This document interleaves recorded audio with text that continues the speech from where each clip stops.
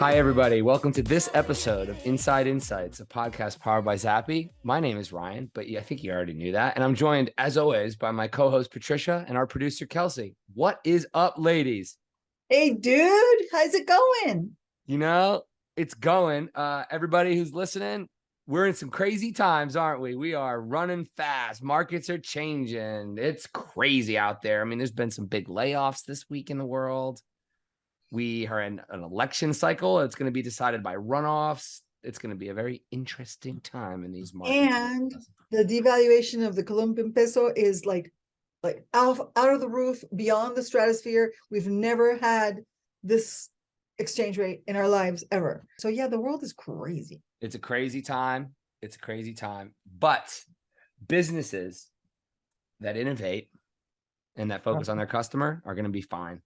Oh yeah. We're gonna be fine. We'll all be a little bit leaner, be a little smarter, but we're gonna be fine. And today's episode is with Lauren Governale. She is the head of customer insights for HIMSS, which is a booming category in the telehealth space, selling in areas of consumer health and kind of previously stigmatized topics, mental health, sex, other areas, and they're booming.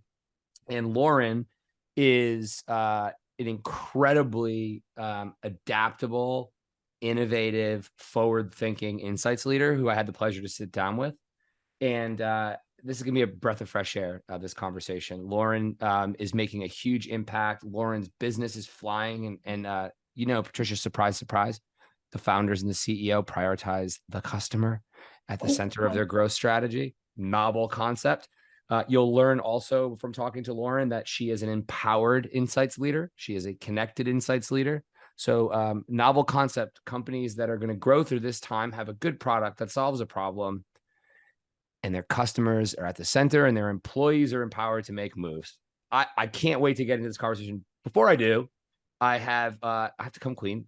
I like to not mispronounce people's names. I met Lauren when she was onboarding to Zappy. I like to try to meet with people when they buy a Zappy platform, just to try to learn a little bit. Immediately blown away with her story and what they're doing.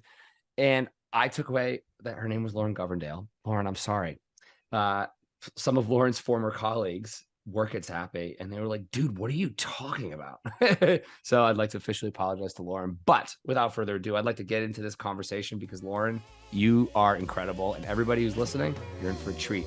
All right, everybody. Very excited to bring to you today's discussion with Lauren Governale, the head of customer insights from HIMSS. Hi, Lauren. Hi, how's it going? Good.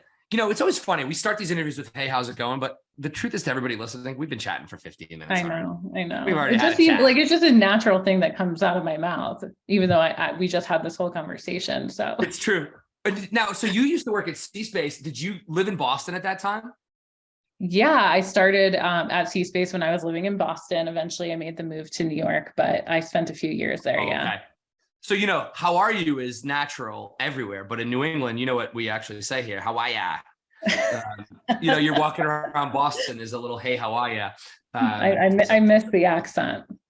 So there's so much I want to talk to you about. So the reason for everybody's benefit, I wanted to have Lauren on the podcast because Lauren has a lot of experience in our industry and took a really cool leap. And we're going to hear her story to join what was a very small business that happens to be growing at a novel 87%, to be the insights person is now building a customer-centric company. And I just fascinated by your story. We had the chance to meet in Austin, Texas, when Lauren was sort of onboarding to our system. And I just was really excited to talk to you. We were just remembering we planned to do this in April and it's November 3rd. Wow. So you started at C-Space in your career, correct? Yeah. Mm-hmm. I happen to know quite a few people that from C-Space. So I know that you earned a rock star, everybody wanted you on your team sort of moniker there. But take me through some of the learning there. I mean, I'm always fascinated by people who are C-Space alum because I think it's a classic example of a market disruptor, with all due respect, that perhaps stopped disrupting at some point. But I'd love to know some of the roles you had there, but also what are some of the things you learned in that environment, which was for many, many years an incredibly customer-centric, high growth, disruptive environment. Yeah, definitely. So I actually started my career, did 1 year in PR, and that was Oh, just not a good fit for me. So, I was right out of college. I had a degree in PR. I'd worked a PR job, and I came across this Boston company called C Space, or it was Communispace at the time. I applied.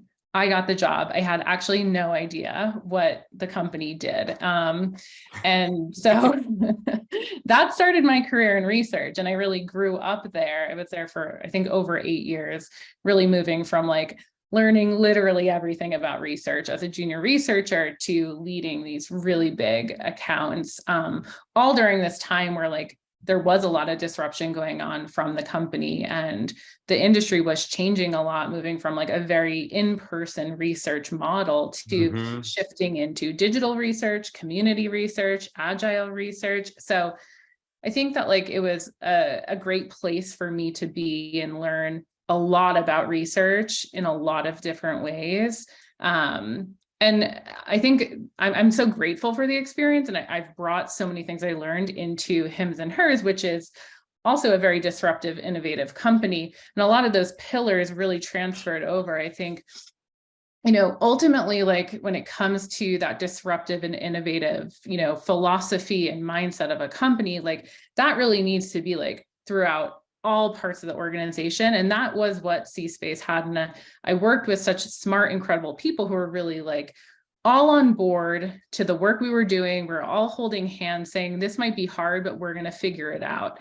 And I think that helped us create things within Insights that hadn't been created before. And I think like the biggest thing I took away from my experience there is like, it's okay to mess up.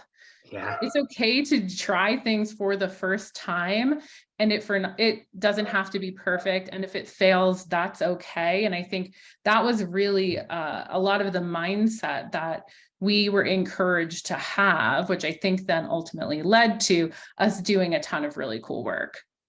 Wow. The space to fail. Yeah. So tell me how that worked. And I happen to encourage similar things within our business, but like you're working with big blue chip logos at C Space, right? I mean, and Yeah. they're investing millions of dollars in those communities. So how did you engage the customer in that same sort of mindset when, perhaps some of their organizations weren't as risk averse or innovation centric or what have you?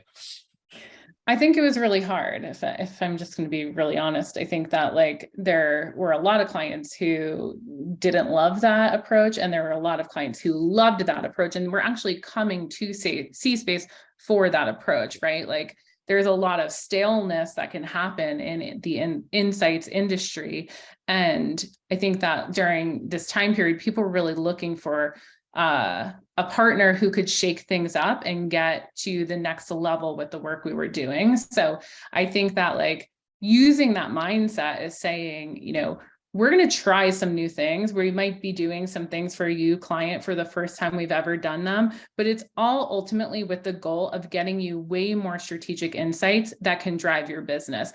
And if it doesn't work, we'll figure out a way to make it right. And I think like there was a lot of transparency around that approach and that attitude. And I think C Space really has centered itself around this like very human approach. Like all of the principles of how they kind of taught me to do research is from this very person to person, mindset of like, make sure that you're not treating research participants as research participants. Treat them as people. Talk to them as people. Don't ask weird survey questions that sound like a robot. Ask them in a way that sounds human, right? Like all of these different pieces, I think at the time were very novel for research of like, be a person. It doesn't have to follow all of the like protocols of market research. As long as we're getting deep insight. And so I think that that approach in research played itself out well with conversations we had with clients. Not to say that was always perfect or went well, but Sure. I think when you're coming from that place of like, we want to do better for you, and this is how we're going to do it, give us a chance to try it out. I think that works really well. Yeah, I love it.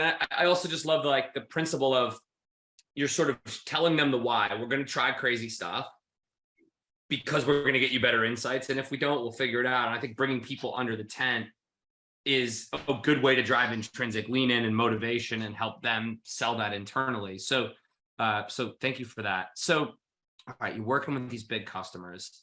You then decide, so you move to New York, great career at C-Space, managing marquee customers. You then decide to not only leave C-Space and the supply side of the insights industry, but to go corporate, and not just to go corporate, to go work for a startup that, by the way, HIMSS is no longer a startup. HIMSS is an incredible business. I was saying to Lauren before we started recording, I see the HIMSS ads everywhere, which is super cool. I wonder if it's trying to tell me something.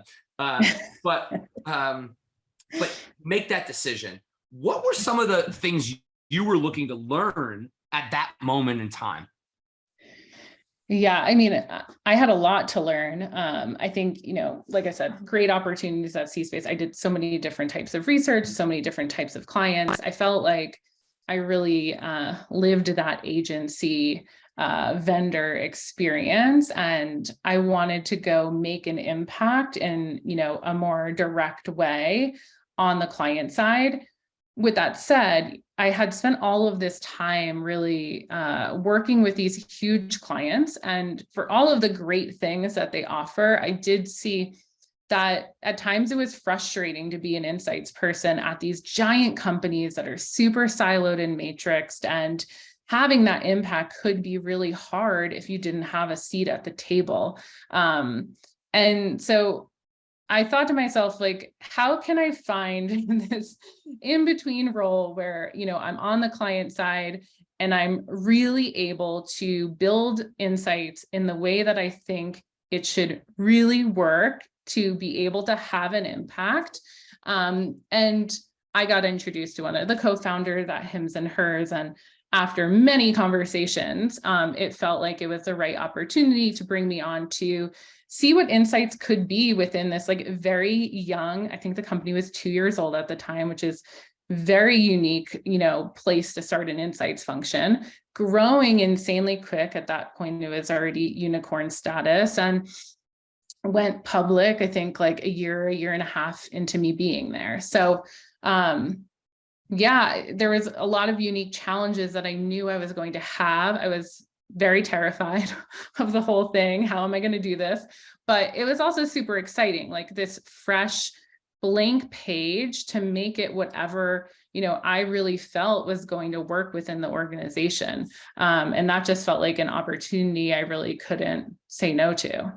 Yeah, it's super exciting. I mean, so how many people worked at HIMSS when you joined? Ooh, probably like 100, maybe over 100, 150, somewhere around there. Wow. This is crazy. I mean, we were at probably 200 people before and we're an insights platform, even hired somebody. So let's big up your co-founder for a minute. So this is a bold decision for a fast growing business to bring in insights, which, is already a good sign for you that like, this is a cool environment. So what was the thesis of bringing in insights at that early stage from your perspective? Obviously you were on the other side of the table, but like, what was the why behind that? Yeah, definitely props to Hillary Coles, who is our co-founder. Hillary, give it up for Hillary. Unbelievable. Yeah. I think that like the industry that we're in, although still very new, growing rapidly, and there's a lot of competitors out there, coming into the space.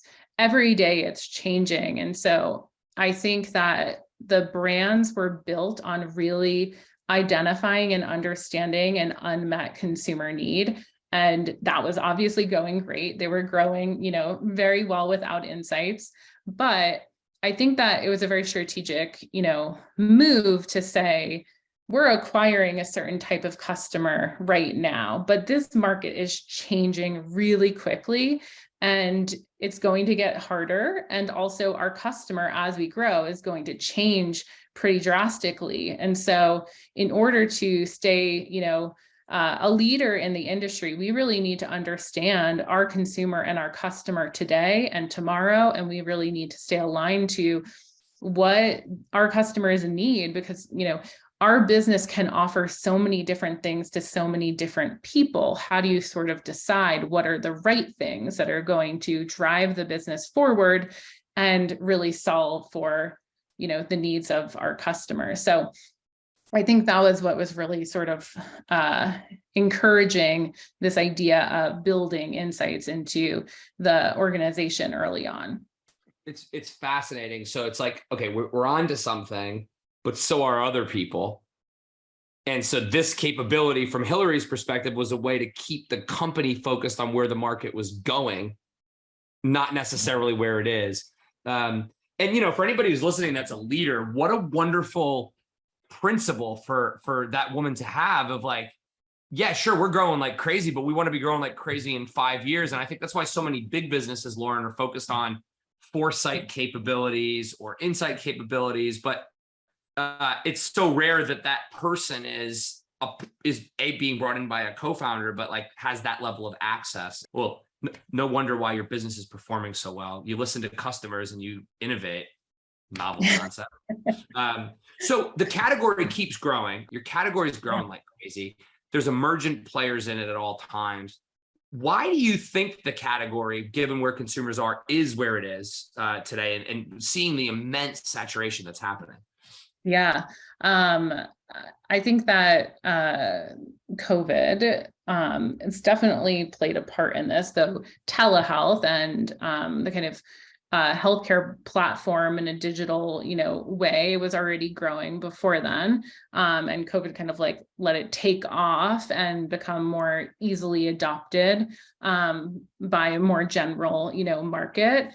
But like ultimately, I think that the reason the category is growing so much is, and this is not like surprising, but our healthcare system is broken, and it doesn't make it easy for people to get the help they need right now. And so I think in a world where consumers are so, in control over so many things in their lives, I want to get a car to the airport, I want my groceries delivered, I want to have dinner here in 20 minutes. We have so much control over all of these different pieces of our lives. And the one piece we really don't have any control over is our healthcare.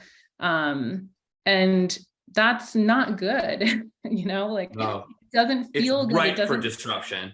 It doesn't make people feel good. And most people, when they're seeking healthcare, it's because they're not feeling good. So I think that that's really what's ultimately driving this is, we enable people to take control over their health and also get very personalized, sort of custom treatment. They don't have to drive to an appointment. They don't need to wait 3 months to get an appointment. They don't have to wait at the pharmacy, which is super annoying. It's all just super convenient. And, we were doing interviews a few weeks ago, and something that a customer said to us is she lives in a rural area and she wanted help for mental health concerns, and to see a psychiatrist, the wait was like 4 months, and the psychiatrist, because there's, he or she was the only one in the area, was charging a premium, like hundreds of dollars to see them. So, that's a great example of where, we can help provide access to healthcare, in areas where it's incredibly difficult to actually get that access. It's so cool to listen to your reflection, because everything you say is grounded in an insight and a customer problem that you're solving. And that's super cool. It's really fascinating. So you produced a really cool piece of research recently. I love macro learnings of departments. I believe it was called The State of Sex. Great clickbait, by the way. If that was, did I get the title right? Let's talk about sex, but it was also the state of sex in certain areas. Yeah. So because Lauren's here, for the first time in the history of Inside Insights, we have an excuse to talk about sex. So what was the impetus behind the research for you? And how did you apply it? And what are some of the key findings? And how did you actually apply it into the business? Yeah, absolutely. I mean, so I've been at HIMSS and HERS for 3 years. Sex is a really big category for us. We've been doing a ton of research now for years, and consistently what we see is that people actually don't know very much about sex. There is a massive disconnect between the perception people have of what sex is supposed to be like or should be like, and the realities of how that plays out in people's lives, day in and day out. And this disconnect is really ultimately fueling a lot of the shame and secrecy around sex. So many people just feeling like what's going on in my sex life is so much worse than everyone else. So I think, as a brand, like we're very much so rooted in normalizing health conditions and really being very upfront, talking about erectile dysfunction, talking about hair loss, being super, straightforward about these conditions that have been very taboo to talk about for, many years. And ultimately, we just felt like it was just this prime opportunity to create a source of truth for how people are actually having sex and what they think about sex, and really use that to continue to normalize sex in the US, and to help people feel like, what they're going through is normal and okay. So that was really the impetus to all of this research. It wasn't necessarily to drive revenue or, anything super business specific. It was really about, we're a thought leader in this category, and we feel it's our responsibility to put information out there that helps people better understand what they're going through, and hopefully long term make the conversation about sex or the ability and need to get help for sex much easier for people. Thank you for explaining this. I was really enjoying reading it, but part of why I wanted to ask you about this was so we could talk about one thing B2C brands can actually learn from B2B marketing. What Lauren did was a masterclass in content marketing. You did a bunch of research to create empathy with your customer, to destigmatize things that are uncomfortable to talk about, but there's value inherent in that to your consumer that isn't click here to buy HIMSS, click here to subscribe, click here to do this. And so much of modern brand marketing is so driven to drive a short-term outcome that we forget to create value for people.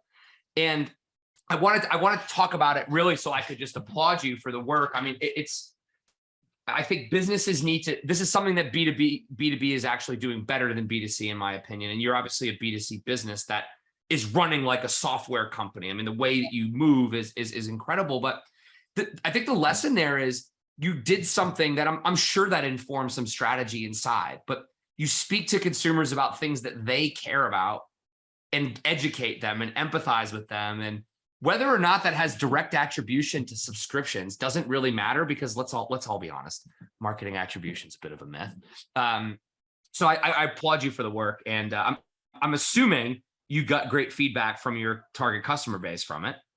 Yeah, the feedback has really been fantastic. And I should say, I definitely can't take any credit for any of the brilliant ways it was marketed. That definitely goes to our marketers and our creatives and all of the people who, on our side are brilliant at doing that type of work. But, I think the reception to it has been really incredible. I think, it's gotten a lot of press. It's gotten a lot of, comments and feedback from actual customers, from, the industry. It's just, I think it's something that people really want. Like people, there's so much content out there, but, when it comes to sex, a lot of the content that is out there is like quite fringe content. So, Yeah. things that maybe normal everyday people are not really, it's not helping them feel normal to talk about, polyamory and, BDSM, and there's nothing wrong with all of those things, but that content is not helping to make people who might be having sex, once a month or less feel better or feel normal. So I think that's where this content, none of it's overly shocking, but a lot of it just helps level set, this is how people feel about sex. And if you're, somewhere within this realm, like, you're normal and it's all okay. Yeah, it's okay. Like, see, there's people like you, and like the way that you thread, and so to give credit to your marketing team, your brand personality, your tone through that to be this accessible brand about this topic. It's just, it's a novel concept. Give people that you're trying to sell to value, make them feel heard, and just loosely associate your brand with it. And they like you more. I mean, yeah. So I'd love to talk a lot more about that, but I'm sure you probably can't say much more. I have one more question. If you can't answer, it's all good. What are some of the ways you did go about putting that in front of people? Because I think, I'm always fascinated by what changes in marketing, but more so what doesn't change. And you're using data and long form content to market to consumers, but you're still principles of marketing. You're understanding the things that are their pain points. You're speaking to them on their level. You're creating value, et cetera. So I saw it on LinkedIn, but what were some of the ways that you were able to get that in front of your customer? Yeah, it was used in a ton of different ways. Definitely a lot of, email, like CRM content. I think it really landed well there. And there is a lot of, conversion actually as a result of these emails. So I think, again, like, the content's so relatable that it catches your eyes and you're like, I want to read this. I want to learn more.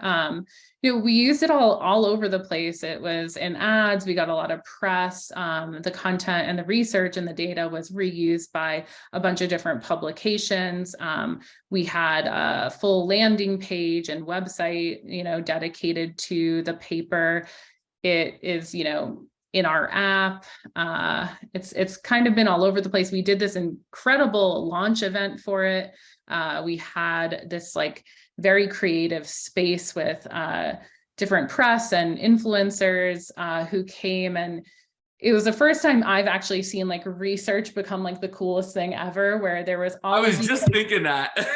I was like, this is the highlight of my career. I'm in a room with hundreds of people looking at the research that my team did, installations and lots of really interactive things that brought that research to life. And, that was a really exciting thing for me personally, but we've been able to use the content in a lot of different ways. And I think what's great about this is it's not just the white paper. We have so much data that not only helps us understand our target audience on a much deeper level, but we can, slice and dice that data in a lot of different ways and continue to use it in blog posts and, providing people with more guides and holistic content as they start on treatment. And there's just a lot of different ways to use such a large scale piece of research. It's so funny you said that cool kid thing, because my subconscious was like, I think Lauren might be the coolest research person I know. It's so hey, everybody listening in the coveted seat at the table, help marketing do better marketing, quite literally, and then you'll get there. So I can't imagine this didn't also inspire your own product development, advertising. Was that an element? I mean, you don't need to say what it inspired, but I can't imagine that didn't have a role to play in because of this, we can try this in our ads. Because of this, we might want to launch a new capability. I mean, so it's great to me that probably served two purposes for you. Yeah. It's the first type of marketing initiative, company-wide initiative that we did like this. So there was a lot of learnings, but I think the other thing is it gave us permission to think about all of the different elements that usually go into our campaigns in a very different way. There wasn't a product launch happening. So naturally, the go-to-market plan for this work was very different. It looked different. It sounded different. And so it's really helped us in terms of experimenting with different formats and different types of content. And now we're able to see how we can, do this in the future, how we can incorporate those learnings into the best practices we have already. So yeah, I would say, I think it was really incredible that we were able to do this just to begin with. And there's so much we're learning from the result of it that we can take into, future projects like this. Well, congratulations. I'm going to crown you coolest kid in market research. So thank you. Such a compliment. Yeah, no, I mean, it's, you got yourself a seat because you earned it. So I switched the order of the questions on purpose because you've been at HIMSS for how long? Going on like 3.5 years. 3.5 years. We just told that story. That was recent. The business is growing 87%. You were interviewed by a co-founder when the company was 100 people. The company is a lot more than 100 people now, I would assume. Yeah. You now have 5 people, a bench of suppliers, a bunch of capabilities. Take me through the process of how you went about starting, creating your agenda, iterating on it, getting headcount in an environment where I imagine it's like run like any other fast-growing business, lean, and you got to prove it's going to work to get more cash. Like, take me through that journey, because there's so many people who listen to people who have your job, but they work for, McDonald's and there's 800 employees in the thing. This is different, right? So I'd love to like codify a little bit of how you went about what you've done in the last 3 years, because it's incredible. Yeah, it's a great question. And, I don't know if I did it right, but it has worked. So, there's if learning. Nothing else, you'll learn, others will learn from where you stepped and pooed. So it's all good. Yeah. I think when I joined, I like came in hot. Like I was like, I'm going to have this big team, all this stuff going on. It's going to be great. And I was really humbled very quickly in that, it takes a long time to understand a business, to integrate into that business, to figure out how things work, to, get to a place where you can actually advocate for the work you're doing and grow it. And, I think this is probably obvious, but, I just started with a lot of listening. Yes, I did, jump into trying to do some research, get some people some, interesting insights and nuggets, in a very scrappy way that they could use. But at first I didn't really have, much of anything to work with. So job one was just, how do I build an insights function within this very fast growing, unique environment? Like, what does that look like? I hadn't done that before, so I had to figure it out day by day. And I think ultimately what I learned initially was the type of work that was going to go far within the organization.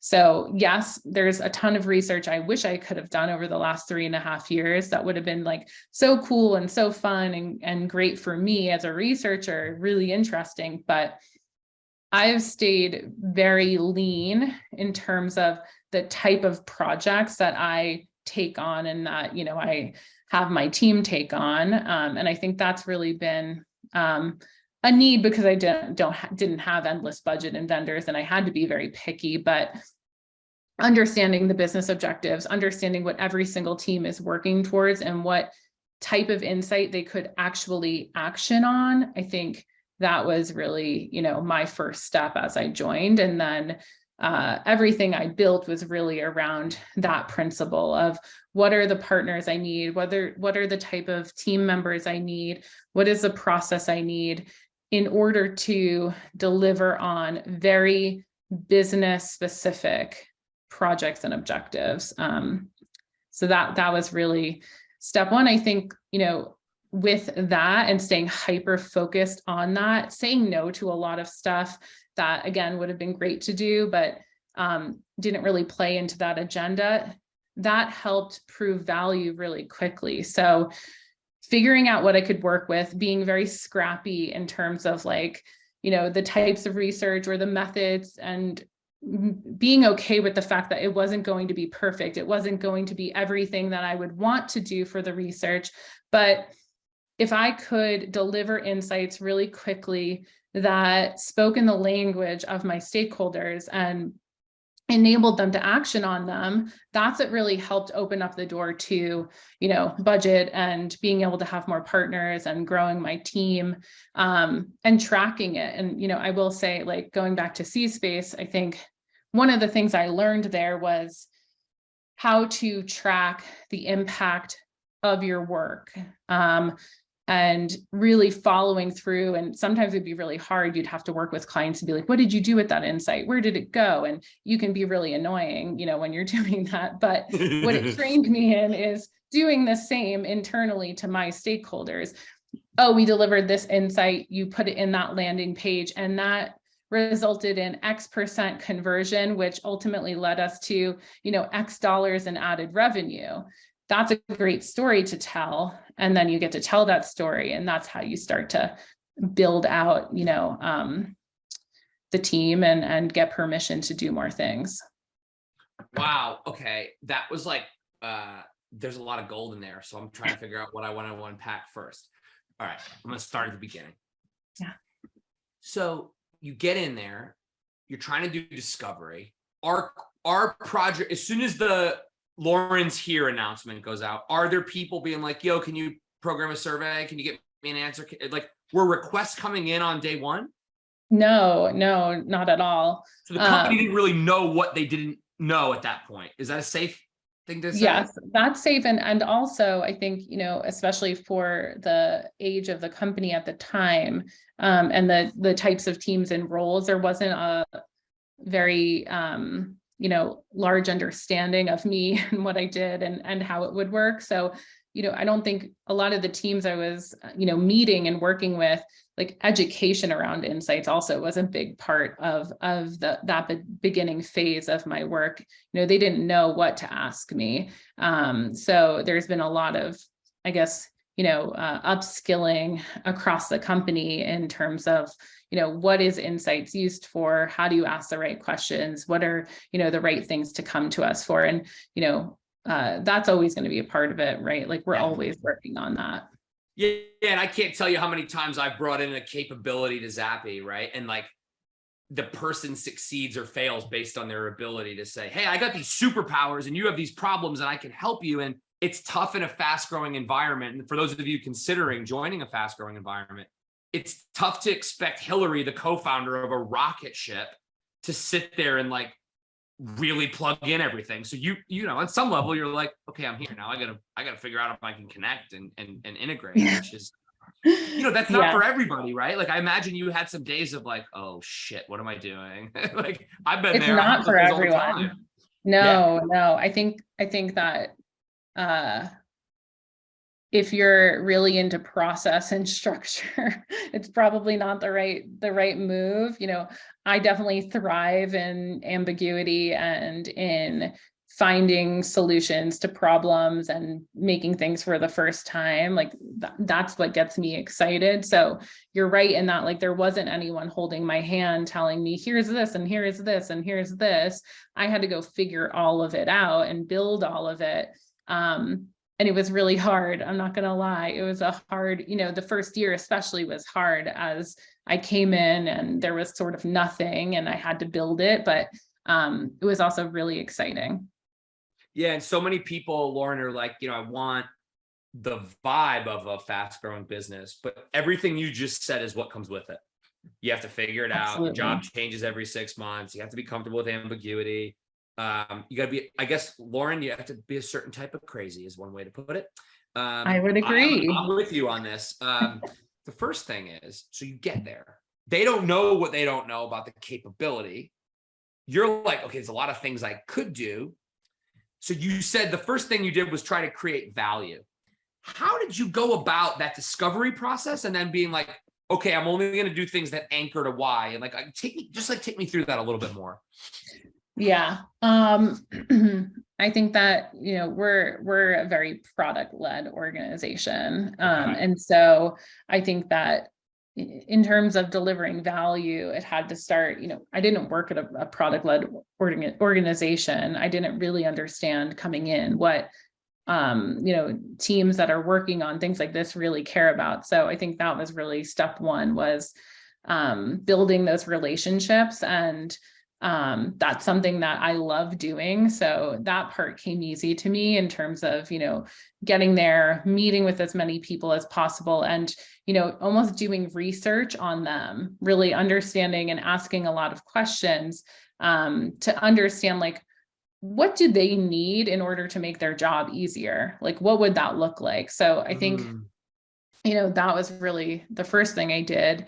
And then I think that, myself included, as researchers, sometimes we can get into this, like, well, there's so many options, and to do it the best way, we should do this and this and this and this. And I had to really check myself on, like, well, we can't do all of that, even though that's the right way to do it. So I came up with a few different ways to do research for cheap and quick, and still get, really useful insights that I could take to these teams. So I would say the first, year, a lot of the projects I was coming up with, I was creating briefs for, and I was building, consensus around and getting cosign, on from different stakeholders. And then I think a lot of,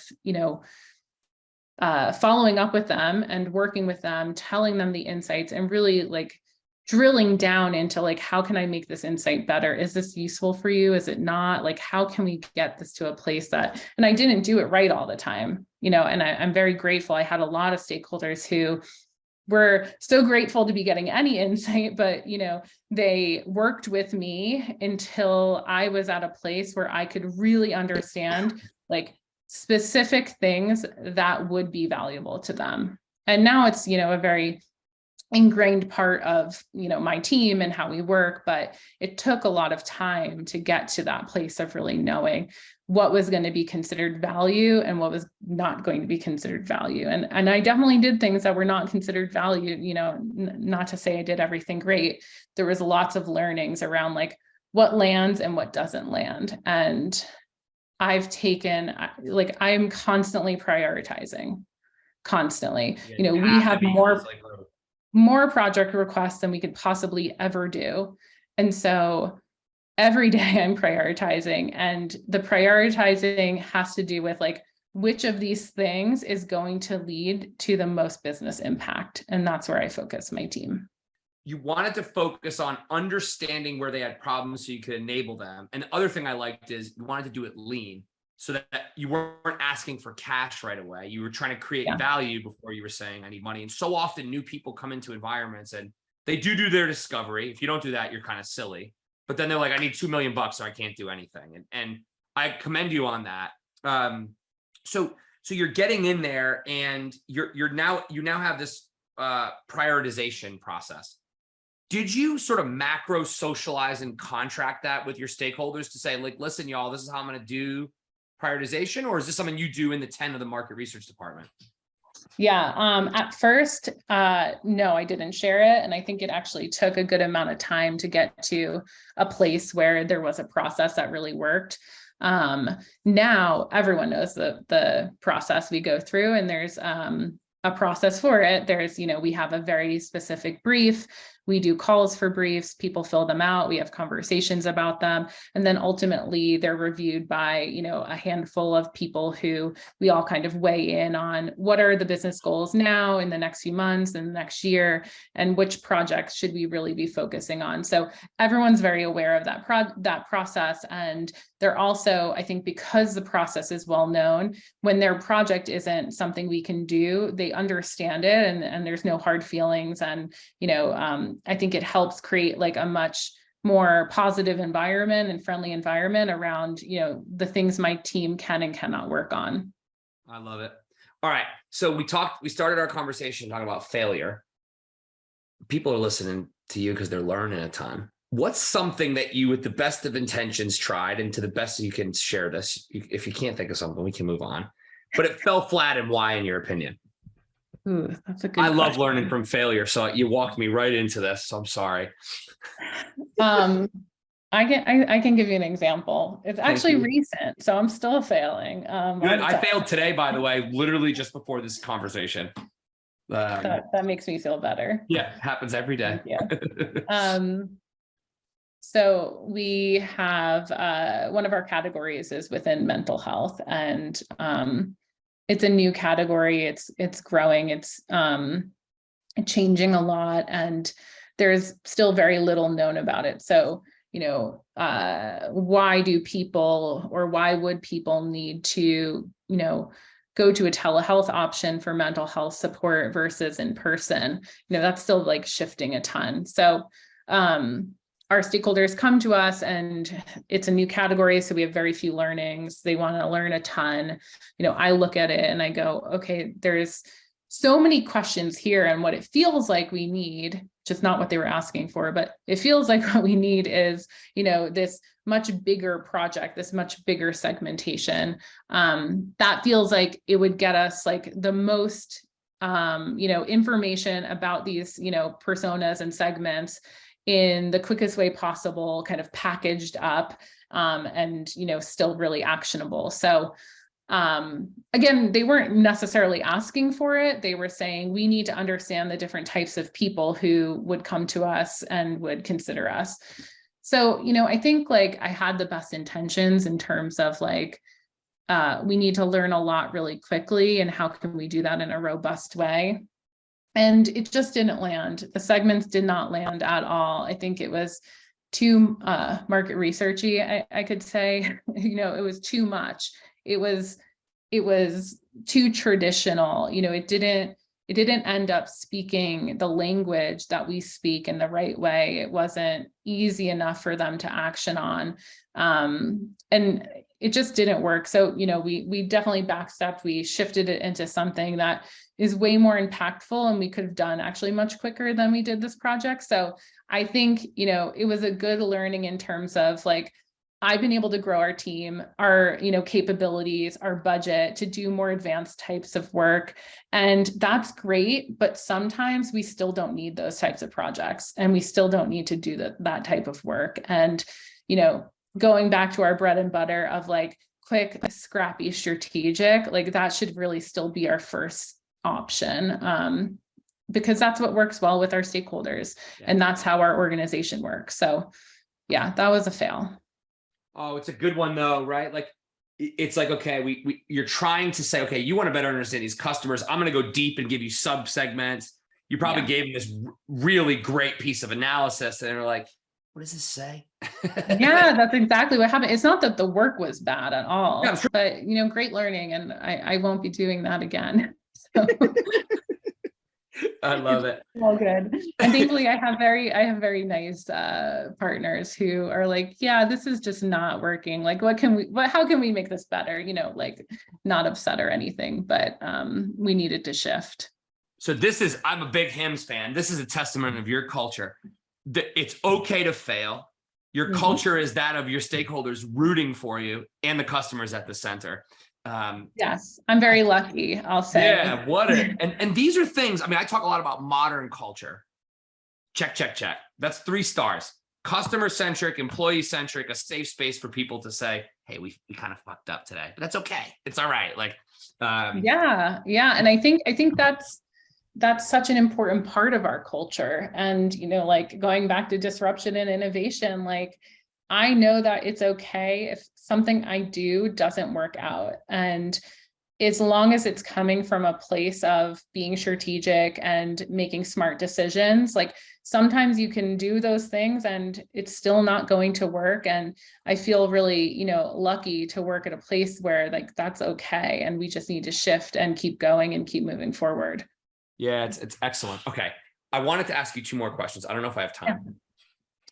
Insights attribution. So you have some definition that is an insight, and then some way to track that it's being applied. I just simplify that. Sort of. Yeah, just say a little bit more about this, because I think a lot of people are trying to do this, but like it's hard to do.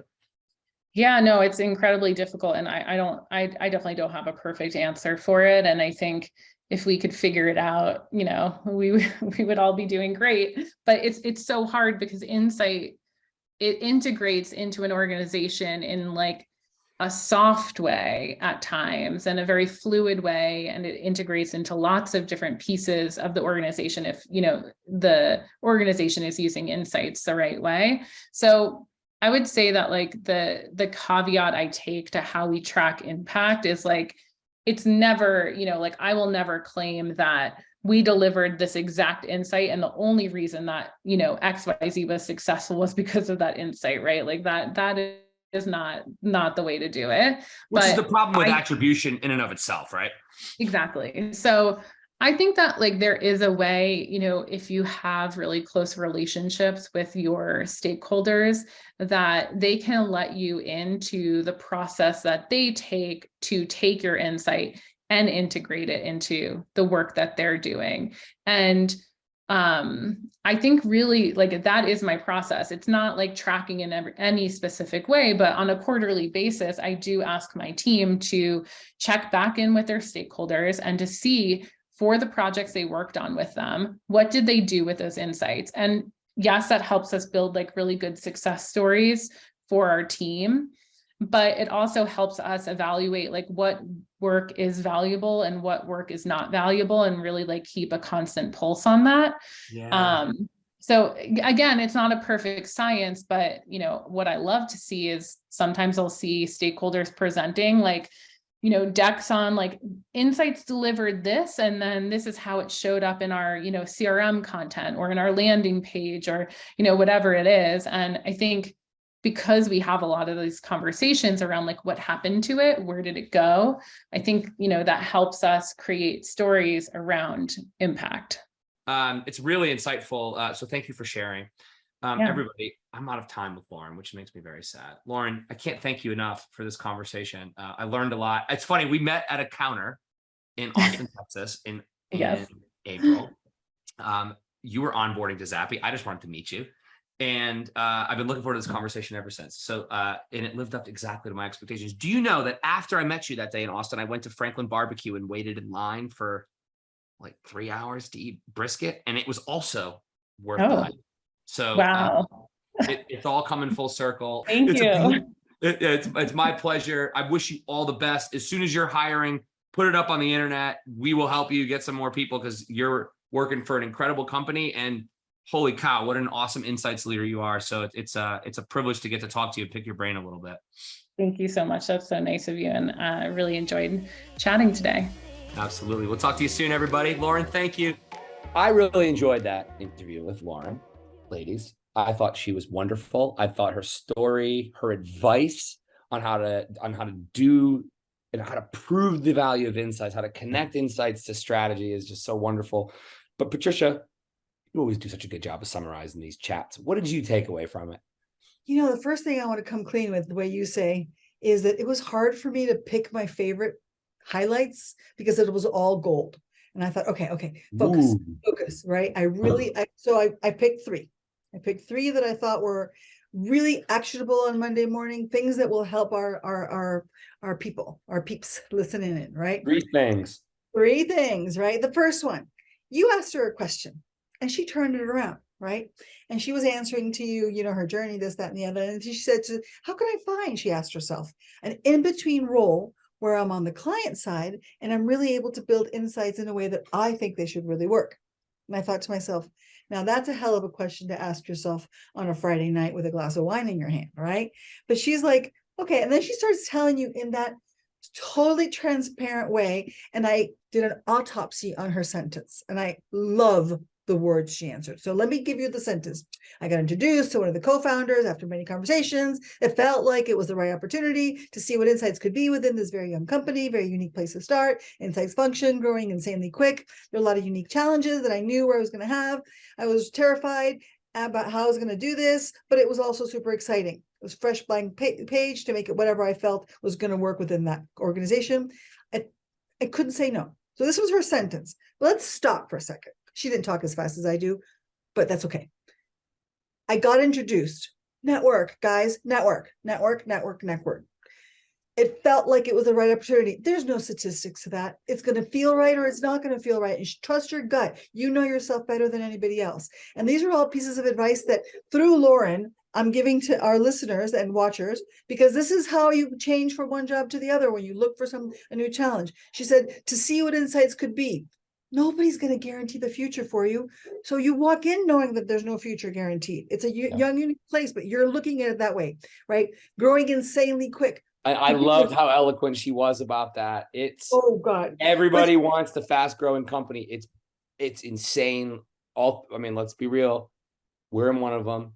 Oh yeah. You worked with me for a long time. You're building one of them yourself. I mean, oh yeah. You're building and you're flying and you're running and you're doing. And I think you said one, so we've talked about it before. Building the plane as you're flying, I think you call it. Yeah, that's a kind of crazy metaphor if you think about it. That's what it's like. But see, I want people to understand. People I mean, I'm OCD. They make charts and Excel sheets about when they're looking for the next job. It's part art and part science, part heart and part head. So make sure that you know that insanely is insane, right? And then she talked about, I was terrified, but she couldn't say no. That is such a beautiful connection of words. She was terrified. She acknowledges she was terrified. She jumped anyway because of all the words. I thought that was so brilliant, so special a sentence that we had to share it and make sure people dissected it, understand everything she was sharing with us in that sentence and how important it all was. So at the end of the day, she said, if you're really into process, I think you said too, if you're really into process and structure, young, high growth, crazy pace, that's not you. If you thrive on ambiguity and finding solutions and making things for the first time, that is for you, because you're a certain kind of crazy. So, well, I'm really glad that you chose this sentence, because I think, we in our intro to the episode, we're acknowledging a unique time that we're in, and Lauren gave us great perspective of how good companies do it, how good Insights is done. But for all of you listening as people in careers and jobs, there's something for you to learn from just how she shows up. And this is what an innovator looks like. That comfort, the ability to acknowledge that imposter syndrome, but say, fuck it, I got this. I mean, this is the type of person who's running through a tough time and doing really big, tangible things on the other side of it. I love how bold she is. It was like it was really so profound in how she was talking and how natural she comes across, and like knowing what she knows and knowing what she doesn't, and just being super comfortable with that. Like, when I went to make my choice from big corporate America, I was at Coke and I was looking for my next challenge. I knew a lot about Zappy, right? And I made my list of pros and cons, and I knew I wanted something very different. I wanted a different pace. There was so many uncertainties. Am I going to be good at this? Am I not going to be good at this? Is it going to work? Do I have enough transferable skills? And then my gut and my heart said, go, you fit. And I asked who knew me and who knew you guys, and they said, go. And so I just jumped. And it was like the perfect end to my career, employee career. It was the perfect. I couldn't have thought of a better way to wrap that up with a bow. So jump, be afraid, and do it anyway. So this second one should be titled The Best Clickbait Ever, but I'm not going to title it that. I'm going to title it, Masterclass in Content Marketing. So it could either be one of the two. So the best clickbait, talk about sex. I mean, who's not going to click, right? She is selling one of the most marketable and commercial topics in the world, but at the same time, one of the most serious and down to earth, necessary for the world at large as we see it, and if we want to continue. But what I want to talk about with this best clickbait, et cetera, together is something that all Insights people struggle with is foundational research. And if anybody says that's not true, they're lying, just saying. The first thing that was always cut from my budget, including when I was at Zappy, is the stuff for foundational research, not for a specific product launch or ad launch, but let's think about the future. Let's learn about this and, kind of preparing yourself. That's the first thing that gets cut because it's not tied to any dollars and cents, no volumes attached to that. But she turned this around and made it the most successful thing ever. So she turned foundational research, boring as hell, phrase, whatever, to something that turned out into the best clickbait ever. Now that's a turnaround story if I ever heard one. So you asked her what was the impetus behind it. Great word, by the way, impetus, right? In a nutshell, she talks about do the research, as in not the study, but do the research to find out what you want.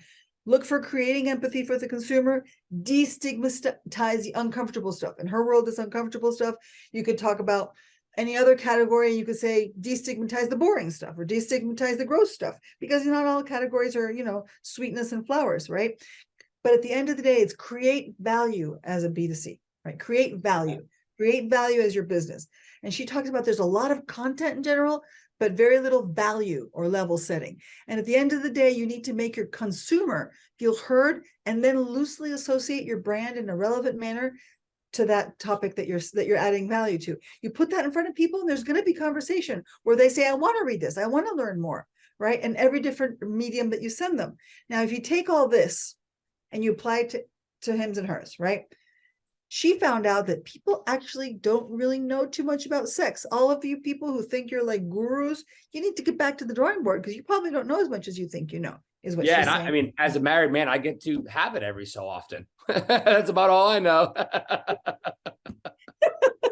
That's what I all right, Jill, love you. Jill and JV, we love you, right? So then there's also a disconnect. She found that there's a disconnect between the perception of what people have of what sex should be and the reality. So let's take that out. The difference between perception and reality, I bet you could be applied to every single category we've ever worked with, right? And she talks about that the reality of how things play out fuels shame and secrecy. So you need to shine a light on that. And then she found that rooting, like normalizing under the health conditions, made it all interesting and helped her help others feel like they were normal and they could ask questions. So this sounds like really simple, but she took one of the hardest things in research, which is holding on to her foundational research. And she made foundational research the superstar protagonist. No product launch, no ad launch. I take my hat off to her for being able to do that. So she was masterful. That was a master class. It is. And as you picked up on this in the interview, like I was really like enjoying it, because I'm a B2B. I've been in B2B my whole life, right? And so it's like creating value at the top of the funnel helps bring businesses into the funnel. It was fascinating to see that work with consumers. And I'll be honest with you, since the episode, as you know, like we have a lot of customers who sell cheeseburgers and tacos and pizza and cookies and soda and chips and cell phones and whatever else. I've been thinking a lot about like, what are ways that they could do that differently, right? Because so much of their advertising is about a thing that is designed to create, let's call it what it is, incrementality or brand growth in most of their worlds. And so it's like, all y'all are trying to do is that. And how can you enter into a conversation in an intentional way about your category that's either fun or welcoming or in the community or something that you can start a conversation in someone's house. But for those of you out there, I really do recommend you think about that. Like, how can you, through the understanding of your customers, find ways to create value for them beyond a trial of your cookie or buy my cookie because my brand's legit at this price. Like, obviously that's the playbook, right? But like, what are other things you could be doing? Because I thought what Lauren did is something that truthfully in B2B you see every day. I mean, we're currently testing every single one of the British Christmas ads. We're doing that because we happen to have a platform that tests ads. And so when we test ads about in an area that people care about, guess what? People get value from that. They can share our data with their boss. And anyways, any of you try something, let me know what works. I'd love to. Well, if I start seeing it, I'll be super happy. But so let me add to that, and I'd love to, if we can, link the this TED. Again, TED is not a sponsor of this, but I just listened to a TED talk by Will Guidara. I hope I'm saying his name right. This is what he looks like. Just so you know, I pulled it up so I could show you. It's called The Secret Ingredient of Great Hospitality. Well, he's a restaurateur. I hope I'm saying that right. And he works in New York City in a 4 or 5 star, like a crazy, amazing restaurant that I've probably never been to. And he's been looking for ways to be, to be more focused on hospitality and to make his team be better. And he was focused on better food and better service and cleaner plates and nice music and comfortable chairs, yada, yada, yada, yada. And he found out, and I'm not going to do any spoiler alerts on this one, but spoilers on this one, but he found out that it took him $2 to understand how to do hospitality like nobody else. He serves those taster meals. Again, this is way over my head, way over my pay grade, right? About those like 7, 10, 12 course taster meals. And so he slipped in, he heard them talking about something that these tourists were on a visit to New York, and he heard them talking about something that they hadn't had a chance to eat. They were foodies. And so he literally ran out, got them what they wanted, and served it as an extra course. Blew their minds, made the whole entire trip for them the best trip ever. So take a listen to that. I'll send you the link, Kelsey, if we can, but it's worth the 12-minute listen. But anyway, I can't wait. It's amazing. Number 3. Usually I don't talk about this one in my highlights, but there were a few things in here that I thought were incredibly helpful for our listeners on Monday mornings. As you know, that's my take, but I want to make sure that we give you That's the game. That's the goal. The goal, her journey at HIMSS and HERS, right? What was she doing there and how her journey was in? She started it great. I came in hot and was out pretty quickly. I mean, talk about transparency and honesty. She was like, so I came in hot. That means she was and then she was humbled, right? Then she realized that it takes a long time to understand, to integrate, to figure things out, right? To actually feel like it took me 6 months to say, I feel comfortable that I'm working at Zappy now. It takes a while, especially when you have these very different places where you used to work from before, right? And she said, I just started with a lot of listening. Every single one of our amazing podcast guests have talked about the importance of listening. She said the moment she listened, she tried to jump in to do some research to start giving them nuggets of gold. Maybe it's called sands, little pieces of fairy dust, but it was something important because she realized her job number 1 was to figure out how to build an insights function in this very fast growing environment and what that looked like. She had no idea. So her story was all about hyper focus, which kind of translates into saying no a lot. Very lean projects, not all the projects, just the important ones. Understanding the business objectives, what type of insights they really want. Finding partners, defining team members, designing the process. She's like, all those are like the homework things that you do every day, but all of this focused on delivering very specific projects and objectives that are actually actionable. So she started out by giving them the gold, giving them the money, giving them the insight, and that helped open the door to more budget, more partners, and more team members. And then she said, remember how we've talked about in the past sports analogy that the follow through on the swing is just as important as how hard you're hitting it? She's like, track what works. And that gives me the end of this, which I thought was the golden nugget, how to figure out how to, what is it called? Like track. She goes, okay, you get in the door, you work with your people, because tracking insights, as we all know, and insights is a hard thing. Yeah. Like track everything. Everybody says track everything. How do you track? She goes, Well, okay. attribution in any sense is like, Oh yeah, so hard. Yeah, it's tricky. So she's like, what did you do with the insight? Where'd you go? And the way that she feels that she does a good job at this is that she is more integrated with the people who use the insight. So she knows, okay, I delivered this to you. Where'd you put it? What did you do with it? What landing page? What website?